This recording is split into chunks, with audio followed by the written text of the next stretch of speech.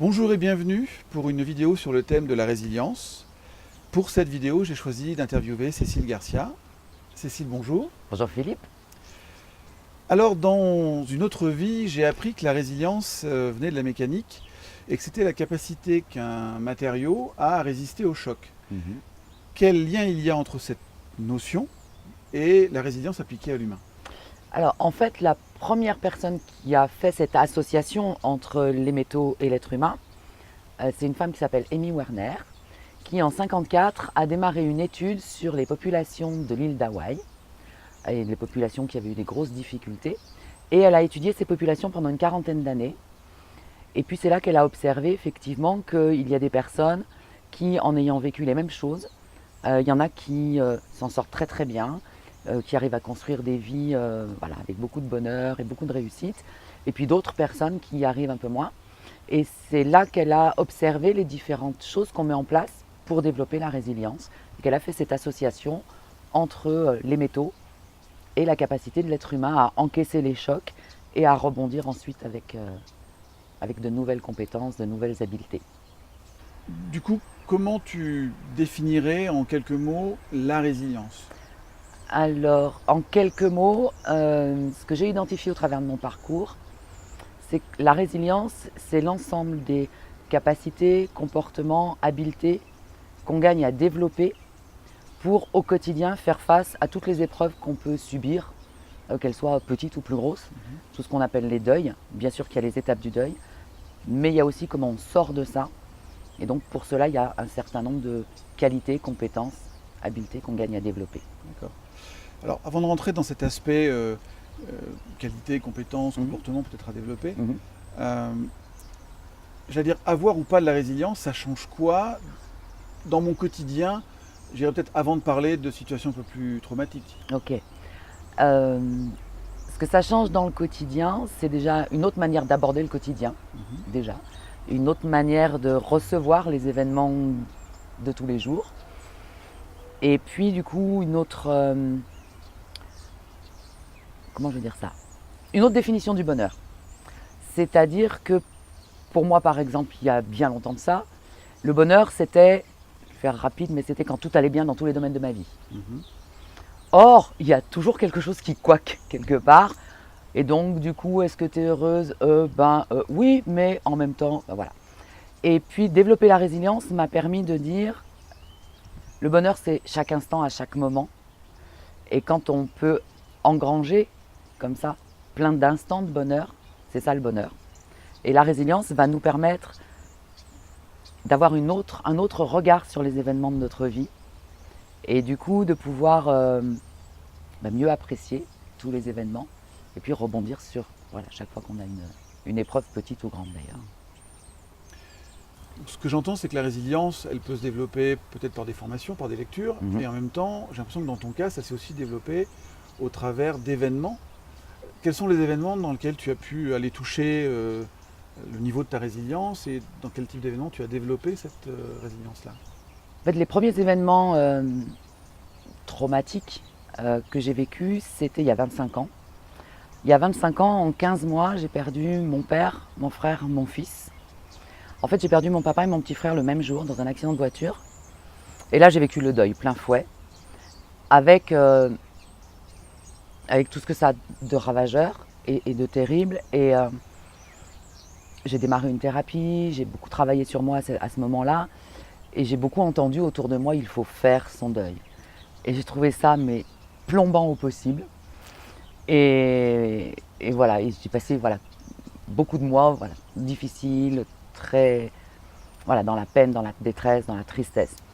Et puis quelques mois après, j'ai accouché de mon fils. Le bonheur revenait dans la maison. Et au bout de 8 mois, mort subite de nourrisson, notre fils est parti. Et là, j'ai démarré un autre travail. Et là, je me suis rendu compte que oui, on peut vivre des événements traumatisants. Et pour autant, la vie peut être belle quand même. Et voilà, et là j'ai commencé à développer des capacités, des compétences, des comportements qui m'ont permis de voir ces événements de manière complètement différente et de construire ma vie à partir de ça et d'avoir une vie super heureuse. Donc, alors, je sais pour te connaître un peu qu'il y a eu d'autres événements après par la suite qui te sont arrivés et qui sont venus confronter Oui. cette résilience-là. Oui. Qu'est-ce qui t'a aidé à, je sais pas comment dire ça, à rebondir, puisque ce que j'entends, c'est que avec l'idée de la résilience, c'est plus l'extérieur qui fait mon bonheur, mais quelque chose de plus intérieur. Qu'est-ce qui t'a fait Complètement. voilà, passer de l'un à l'autre? Je crois que pour moi, la première chose, la première clé, si on peut dire, c'est déjà qu'est-ce que je me raconte de l'événement. Tu disais tout à l'heure, pour bien me connaître, que j'ai pris un petit peu d'autres choses dans ma vie. En 2005, j'ai eu la surprise d'apprendre que j'avais un diagnostic de sclérose en plaques. Et comment dire, la sœur de mon papa avait la sclérose en plaques et les dernières images que j'ai d'elle, c'est 140 kilos paralysés. Et du coup, mon cerveau j'aurais pu mouliner sur c'est là que je vais finir ma vie, je vais être paralysée, etc. Et avec tout le travail que j'avais fait, je me suis rendu compte qu'en me racontant ça, je me pourrissais mon quotidien sans savoir du tout dans 20 ans où je serais, si je serai en fauteuil ou valide. Et de réaliser qu'en modifiant ce que je me raconte tous les jours de cet événement-là et de chacun des événements, je modifie mon quotidien. Et ne serait-ce qu'en me disant tous les jours, alors au début je l'ai répété comme un mantra 50 000 fois par jour, maintenant je ne le répète plus parce que c'est installé, mais en me répétant au début plein de fois par jour, je serai valide jusqu'à la fin de mes jours, j'ai fini par l'installer. Et ce que ça a vraiment changé dans ma vie, c'est qu'en me disant je suis valide jusqu'à la fin de mes jours, j'ai changé mon énergie, j'ai changé mes émotions, j'ai changé comment je vois la maladie, le diagnostic. Et du coup, voilà, chaque jour est une belle journée. Est-ce que tu considères aussi que le fait d'avoir changé ce mode de pensée par rapport à la maladie a permis aussi au corps de s'ajuster à cette pensée-là? Alors, sans aucun doute. Ce que j'ai observé, c'est qu'en modifiant ce que je me raconte, je modifie ce que je ressens. Et maintenant, je pense que c'est de notoriété publique que chacune de nos émotions a un impact sur notre santé. Et du coup, j'ai la croyance qu'en modifiant ma pensée, alors je ne vais pas dire que j'améliore ma santé, mais en tout cas, je vais bien. Okay. Donc une première clé, c'est changer sa manière de penser, l'événement qui vient d'arriver, le présent, l'avenir. Oui. Quelle autre clé tu peux proposer comme ça, évidemment dans une vidéo, sur qu'est-ce qui peut nous aider à devenir plus résilient? La deuxième clé que je pourrais proposer, c'est être à l'écoute de nos émotions. Nous ne sommes pas, hélas, formés, habitués, éduqués à nommer nos émotions. Très peu. Très peu. Et c'est bien dommage. Et qu'à partir du moment où on peut être en contact avec nos émotions, qu'on peut les nommer, qu'on peut être précis là-dessus, eh bien on peut être à l'écoute de nos besoins et du coup faire ce qui est bon pour nous. Voilà, et je pense que ça aussi, ça a changé ma vie. Et par rapport aussi à la sclérose en plaques, ce que j'ai observé dans ma façon de vivre la maladie, c'est que chacune des poussées que j'ai faites, je les ai faites suite à des émotions que je n'ai pas su gérer. Et qu'aujourd'hui, depuis que je gère mes émotions, nous sommes en paix, la sclérose et moi. Est-ce que tu veux dire que c'est comme si cette maladie était devenue un allié qui t'indique le moment où tu te respectes et le moment où tu ne te respectes pas? Complètement. Alors c'est un allié, j'aime beaucoup ce mot-là. Et c'est aussi, alors pas tout de suite dire une troisième clé, mais pas loin. J'ai vraiment aujourd'hui, avec le recul, de la gratitude pour tous les événements de ma vie. C'est-à-dire que chacun des événements, que ce soit la mort de mon père, de mon frère, de mon fils, la sclérose et plein d'autres choses, même des petites, chaque événement a du sens. Et j'ai de la gratitude pour ces événements-là parce que c'est eux qui me permettent d'être où je suis aujourd'hui. Alors j'entends que là il y a une troisième clé qui arrive et je peux imaginer que pour beaucoup de gens c'est compliqué d'imaginer que je puisse avoir de la gratitude pour un décès, pour une maladie, pour un licenciement, pour un divorce, pour un... Oui.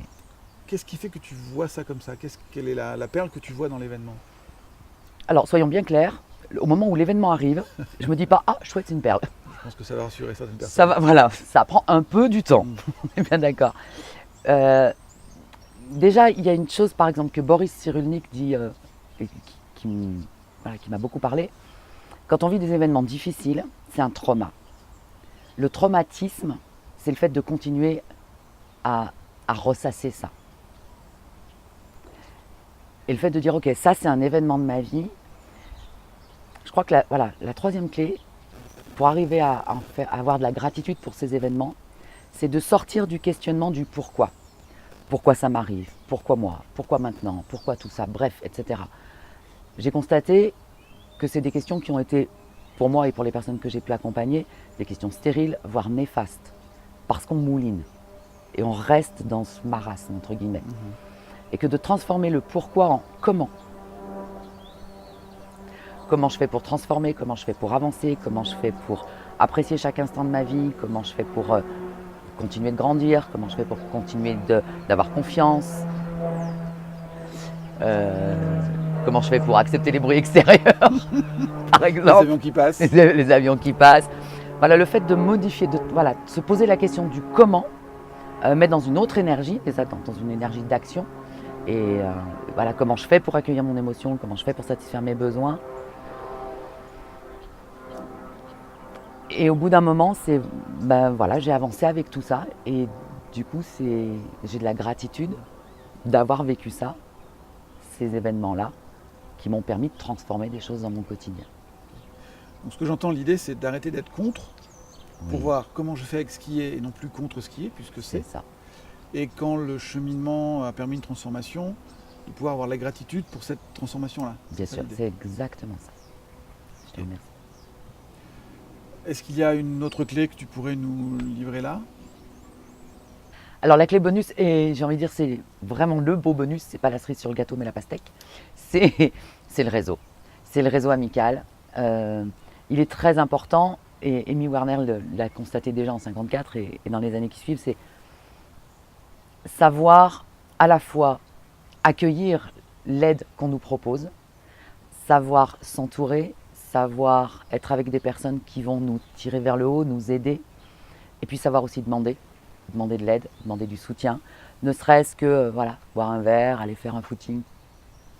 Voilà, il n'y a pas forcément besoin à chaque fois qu'on voit les personnes de notre entourage de parler de ce qui nous arrive, mais voilà, continuer à être en lien affectif, en lien amical, en lien professionnel, mais voilà, continuer à être entouré, surtout sortir de l'isolement. C'est quelque chose qui est très important. Du coup, une question qui me vient, si on défocus un peu de la personne elle-même, est-ce que ça veut dire aussi que, peut-être au niveau sociétal, pour traverser les vagues de difficultés qui se présentent, les crises et autres difficultés qui viennent à nous, la position du repli sur soi n'est pas la bonne option, c'est plutôt au contraire aller vers l'autre, créer du réseau, voir comment on se soutient pour passer la vague? Bien sûr, bien sûr. Les navigateurs solitaires sont peu nombreux et que quand on est en croisière à plusieurs, c'est quand même beaucoup plus agréable pour passer les vagues. Notoriété publique pour porter une table, vaut mieux être plusieurs, c'est moins lourd. Donc voilà, ça pourrait être une image. Okay. Voilà. Merci Cécile pour toutes ces informations puis ces premières clés. Avec grand plaisir. Et puis si vous voulez d'autres clés, vous pouvez évidemment lire le livre de Cécile et vous rendre sur son site internet. Je vous souhaite une très belle vie. Je vous souhaite de développer votre résilience. À très bientôt. Au revoir.